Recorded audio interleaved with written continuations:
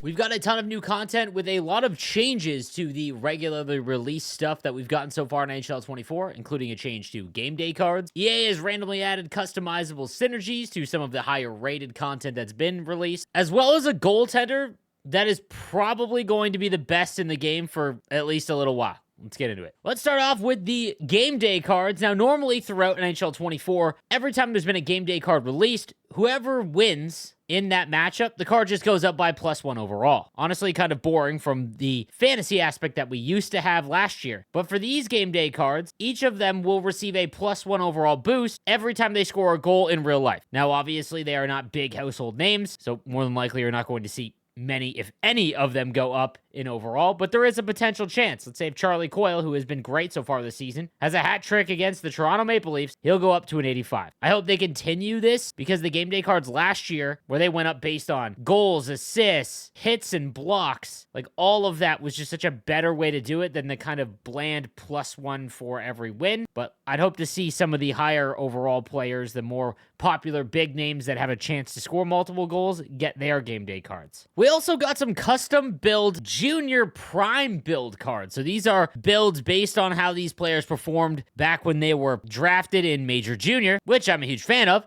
This Bowen Byram, 82 overall with two-way defenseman, isn't terrible just based on skating. If you just started out and you need a left-handed defenseman, this is more than usable. We've got Dylan Cousins at 6'3", 195 with two-way forward, 88 speed, 88 acceleration, and 6'3", 195. That's actually great speed and size. So again, another nice player that should be a bit of a budget player for anyone that is looking for like a bottom six forward or centerman. At 85 on the draw, that's usable as well, as long as you know the counters. Andrei Svechnikov gets a card for his time with the Barrie Colts, sniper forward, which gets his shooting to just under 90. He's also got 89 speed, 89 acceleration. When you combine that with his 6'2", 195 frame, again, another usable forward card because of the fact that they actually made a custom build based on this player's World Junior career. Evan Bouchard checks in next, and they finally gave him a good skating card for his time with the London Knights. 6'3", 194 offensive defenseman in silver 1T, and Evan Bouchard's at 89 speed, 89 acceleration. If you were trying to build a Edmonton Oilers theme team, this is a really good version of Evan Bouchard. He's got 90 defensive awareness as well. There's not many players that you can find in the 85 overall range with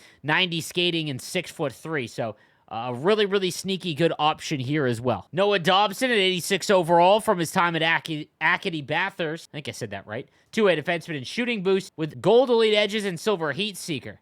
At 89 speed, 89 acceleration, and agility, a 90 shot with shooting boost activated. Two-way defenseman gets his defensive awareness up to 90, and he's 6'4", 194. This is low-key one of the best right-handed defenseman cards in the game right now. And currently going for around 50,000 coins. That's not a bad price. And then lastly, from these junior builds, we've got the 86 Alexis Lafreniere, 6'1", 194, playmaking forward and agile dangler boost, gold unstoppable force and born leader, 90 speed and acceleration, with 90 agility if you are able to activate playmaking forward. Really good hand stats, including 97 passing, and 84 body checking. Again, another sneaky good custom build card here. And if you are trying to make, you're a Rangers fan, anything like that, this is a really good Lafreniere card. We've also got a new transaction card for Patrick Kane signing with the Detroit Red Wings, which just seems so weird. This is going to run you $200K currently on the market. However, he's got 90 speed, acceleration, and agility, gold elite edges, which makes it really fun early on right now,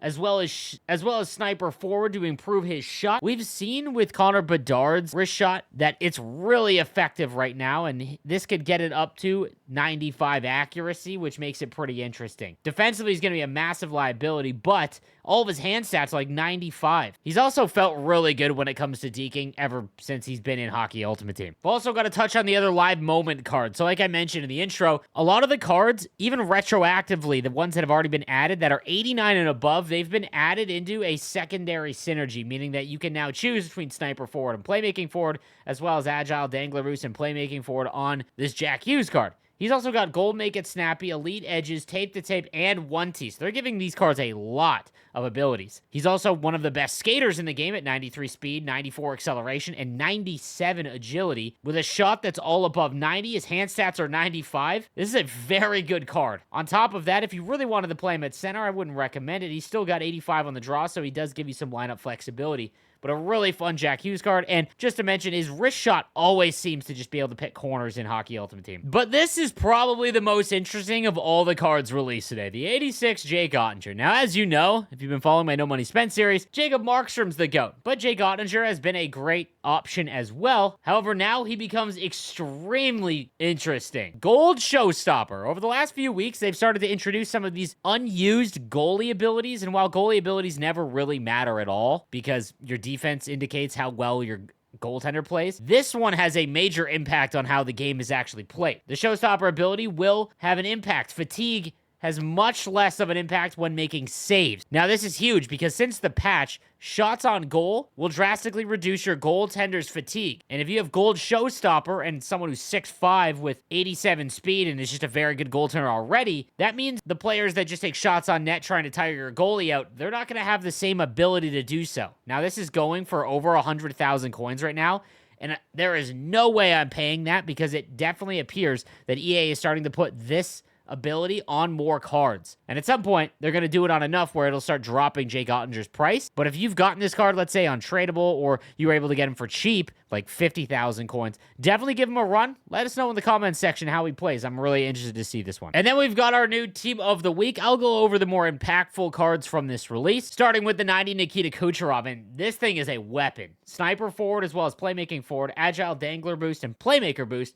But gold elite edges, silver unstoppable force, silver 1T, and puck on a string. 92 speed, 93 acceleration and agility, 88 balance, a shot in the mid-90s, hand stats all above 95. This is one of the best left-handed wingers in the game easily. And after essentially 25 points in his last 3 games, Connor McDavid gets a big increase. He's got playmaking forward as his first synergy, which does look to mean that once you get to 90, you unlock the second one in the first slot because Connor McDavid doesn't have it, whereas Nikita Kucherov at 90 overall has 2 synergies in that first slot. I'm not sure if that's confirmed, but it's just something I've noticed. He's got shooting boost and playmaking boost. Shooting boost on him is going to be real interesting and I think help him out more than playmaking boost. On top of that, it's now starting to become easier to activate the boost synergies. It's been pretty tough early on because players have 1 synergy, maybe 2, depending on how many cards you are. It's just really hard to get them activated because you have to basically hammer in one of the same type of card. But the fastest skater in the game, 95 speed acceleration, 94 agility with playmaking forward. His shot's great. His hand stats are almost max. His Heritage Classic card was one of the best. This one's got on gold unstoppable force, silver wheels, and schnipe. I mean, Connor McDavid cards just continue to be the best in the game. This one's no different. Braden Point also gets a 89 overall card with playmaking forward and then shooting boost as well as speed boost as his first slot. So if you're able to get speed boost on him, he might become the fastest card in the game at 94 speed already, 94 acceleration. His shot is good. His hand stats are almost maxed as well. He's a little bit smaller, but with silver elite edges and make it snappy, he's going to be a really shifty player, which is still viable right now before all of the big guys get, much higher skating. And again, because of his skating being so high, he's going to be able to get away from a lot of the bigger guys. Brendan Hagel's got an 85 overall with playmaking forward in close quarters.